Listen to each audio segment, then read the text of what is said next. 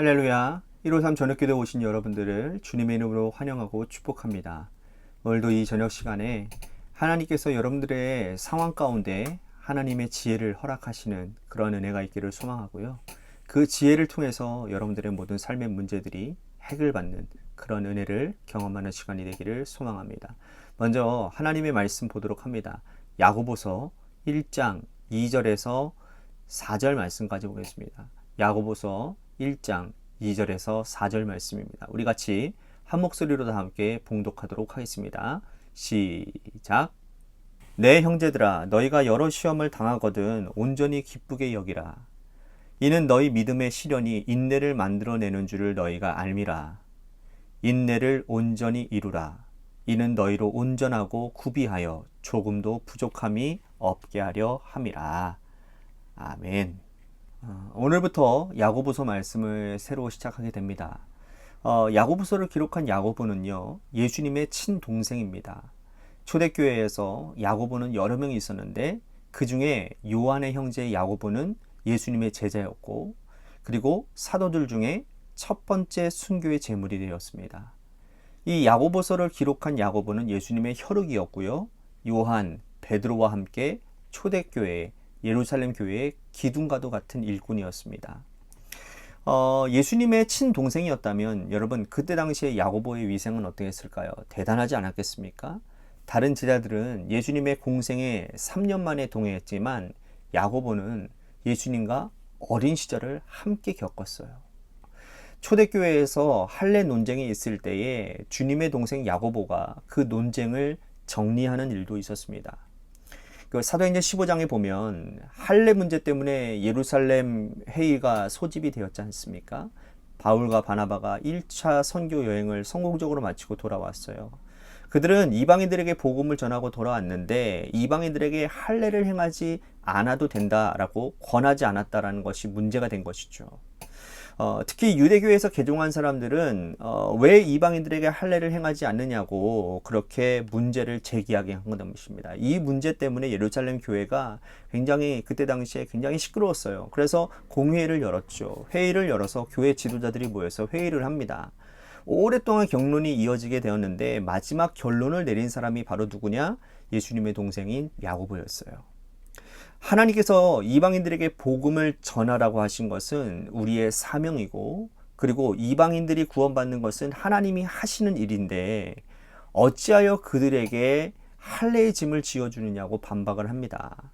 하지만 이방인들이 그들의 문화를 교회로 그대로 가지고 들어오는 것을 지향하는 것이 좋다고 말을 해요. 이에 우상 제물과 음행과 피와 목매여 죽인 것을 금하도록 하자고 하면서 이 문제를 종식짓습니다. 이것이 예수님의 동생 야고보의 위상이었어요. 자, 야고보가 지금 흩어져 있는 성도들에게 편지를 합니다. 1절 말씀 보십시오. 하나님과 주 예수 그리스도의 종 야고보는 흩어져 있는 12지파에게 문안하노라.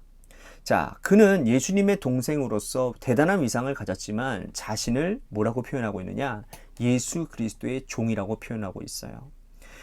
야고보가 이렇게 자신을 소개한 것은 단순히 이빨린 소리가 아니라는 것을 우리는 알 수 있습니다. 그는 진심이었어요. 예수님의 혈육인 것만 자랑하고 군림하려고 했다고 한다면 여러분 누가 그를 지도자로 인정하겠습니까? 하지만 그는 예수 그리스도의 종된 자로의 모습을 삶으로 보여줌으로 인해서 실천함으로 인해서 공동체를 이끄는 지도자가 된 것이죠. 그는 흩어져 있는 12지파에게 편지를 합니다. 사도 바울은 흩어져 있는 12지파에게 편지할 수 없었어요. 바울은 자기가 개척한 교회에만 편지를 합니다.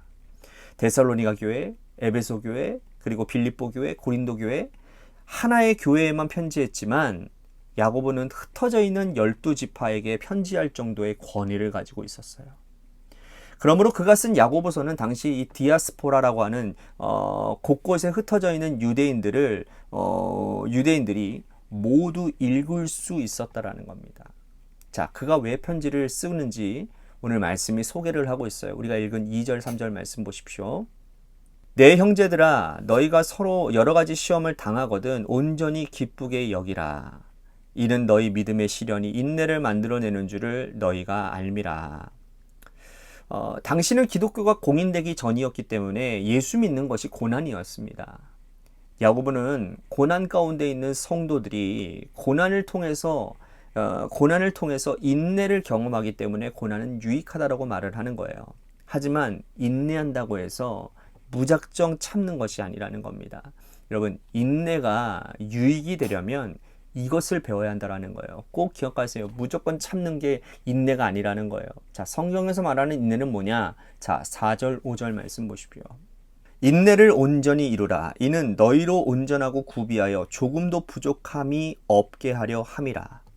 너희 중에 누구든지 지혜가 부족하거든 모든 사람에게 후히 주시고 꾸짖지 아니하시는 하나님께 구하라. 그리하면 주시리라. 자, 인내를 온전히 이루는 것은 그냥 무작정 참는 게 아니라 뭐예요? 지혜를 배우는 거예요. 지혜를 배우는 거예요. 무조건 참는 것이 아니고 인내를 통해서 하나님께서 주시는 지혜를 배워야 인내가 참으로 유익하다라는 거예요. 여러분, 무작정 참기만 하면 유익합니까? 내 몸도 상하고요. 내 마음도 상하는 거예요. 인내라고 하는 것은 무작정 참는 것이 아니라 그 상황 가운데서 내가 참을 수 있는 지혜를 하나님께 얻는 거예요. 그러니까 그 지혜로 말미암아 내가 더 넓은 세상으로, 더 넓은 사고를 가지고, 더 넓은 마음을 가지고 세상을 담대히 이겨나갈 수 있다라는 거예요. 그래서 인내가 유익하다라는 거예요. 우리도 신앙생활하면 인내할 때가 얼마나 많이 있습니까? 견디고 참여할 할 때가 얼마나 많아요. 우리는 그때마다 하나님께 물어요. 언제까지예요, 도대체? 하나님, 이 고난 어려움이 언제 끝나는 거예요? 때로는 원망도 하고 불평도 하고 고난의 세월을 보냅니다. 하지만 인내가 유익하려면 지혜를 배워야 돼요. 지혜를. 야고보가 말하는 지혜는 뭡니까? 야고보는 이렇게 설명을 하고 있습니다. 12절 말씀 보십시오. 시험을 참는 자는 복이 있나니 이는 시련을 견디는 자가 주께서 자기를 사랑하는 자들에게 약속하신 생명의 면류관을 얻을 것이기 때문이라. 시험을 참는 자가 복이 있다고 말씀을 하는데 여기서 말하는 시험은 하나님께서 주시는 시험입니다. 지혜는 하나님이 주시는 시험을 구별해내는 거예요. 시험에는요, 여러분, 하나님이 주시는 시험과 사람에게 받는 유혹이 있어요. 13절, 14절 그것을 보여주고 있습니다. 한번 볼까요? 사람이 시험을 받을 때에 내가 하나님께 시험을 받는다 하지 말지니 하나님은 악에게 시험을 받지 아니하시고 친히 아무도 시험하지 아니하시느니라. 오직 각 사람이 시험을 받는 것은 자기 욕심에 끌려 미혹됨이니. 자, 여기는 똑같은 단어를 사용하고 있어요. 시험이라고 표현하고 있지만 헬라어로 페이라조라는 한 단어를 사용합니다. 근데 이 페이라조라는 이 말이 두 가지 용법으로 사용이 되어져요. 첫째는 뭐냐면 하나님이 주시는 시험. 이게 첫 번째 용도고요. 두 번째는 뭐냐? 사람에게 받는 유혹이라는 거예요. 자, 12절은 하나님이 주시는 시험을 말하고 있고 13절, 14절은 사람에게 받는 유혹을 말합니다.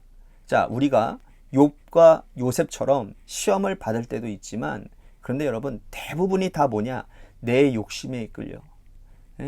내 욕심에 이끌려 유혹을 받을 때예요. 이것을 분별하는 것이 지혜라는 거예요. 어떤 것이 하나님이 우리에게 주시는 시험이고 어떤 것이 내 잘못으로 인해서 내 죄악으로 인해서 내 욕심으로 인해서 시험당하는 것인지를 분별하는 것이 지혜라는 거예요. 이것을 분별하더라도 여러분 인내를 온전히 이루어가는데 큰 힘과 유익이 될 거라는 거예요. 오늘 우리 앞에 당한 그 시험들 가운데 어떤 것이 하나님께로부터 온 것이고 또 어떤 것은 사람에게서부터 온 유혹인지를 분별히 찾아낼 수 있어야 되는 겁니다. 사람에게서 온 유혹이라고 한다면 그건 끊어내야 될 것이고 하나님으로부터 온 시험이라면 그것은 견뎌내야 되는 거예요. 자, 두 번째는 야고보는 지혜에 대해서 이렇게 설명을 하고 있습니다. 22절 말씀 보십시오.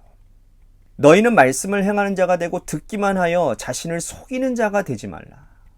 자, 인내하면서 지혜를 얻어야 되는데 지혜는 말씀을 행하는 것이라고 말하고 있어요. 자, 이것은 예수님께서 산상수훈 말씀을 하시고 내리신 결론과 동일해요. 자, 예수님은 산상수훈의 결론에서 뭐라고 말합니까? 누구든지 이 말씀을 듣고 행하는 자는 주초를 반석 위에 놓은 지혜로운 사람이라고 말씀하셨거든요. 그러니까 반면에 누구든지 이 말씀을 듣고 행하지 않는 자는 주초를 모래 위에 둔 어리석은 사람이라고 말씀하시는 거예요. 여러분, 하나님의 말씀을 듣고 행하는 자가 지혜로운 자예요. 그런데 세상은 반대로 가르치죠. 말씀대로 행하는 것은 바보 같은 짓이라고 가르칩니다. 말씀에는 사람을 사랑하라고 했고 섬겨주라고 했고 누가 오리를 가자고 하면 십리를 가자고 했고 겉옷을 달라고 하면 속옷까지 주라고 했는데 오른밤 맞으면 왼쪽 밤까지 돌려대라고 했는데 이렇게 사는 것은 바보 같은 짓이라고 세상은 말하죠. 하지만 하나님의 백성이 지혜로운 사람이 되기 위해서는 이 말씀대로 살아가야 되는 거예요. 사람들은 어리석다고 해도 하나님께서 지혜롭다고 하면 그것은 참으로 지혜로운 거예요.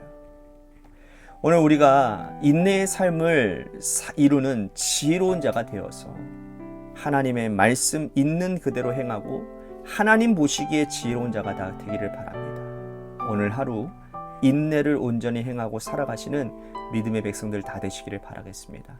오늘 말씀 생각하면서 우리 같이 기도합시다. 악한 세상에서 주의 종으로 야고보처럼 살겠습니다. 또한 인내를 통해서 지혜를 배우고 말씀을 행하는 자가 되겠습니다. 오늘 말씀 생각하면서 우리 같이 기도했으면 좋겠습니다. 또 한 가지 우리 교회를 위해서 간절히 기도합시다. 하나님이 세워주신 주님의 교회가 하나님의 종이 되어 주님을 철저히 섬기고 주님이 주님 되심을 드러내는 하나님의 영광만 드러내는 그런 교회가 되게 하시고 우리 교회가 지금 고난 가운데 통하여서 이 고난 가운데서 진짜 진리가 무엇인지를 깨달을 수 있는 지혜가 충만한 교회가 되게 하시고 그 주님께서 주신 지혜를 하나님의 말씀을 듣고 행하기에 애쓰는 교회가 되게 달라고 우리 같이 기도했으면 좋겠습니다. 또한 육신의 질병으로 고통당하시는 분들과 또한 여러분들의 삶의 자리와 여러분들의 자녀들을 위해서 기도하시다가 이 시간 돌아가시기를 바랍니다. 노래 끝날 때까지 우리 같이 합심하여 기도하도록 하겠습니다. 기도하시겠습니다.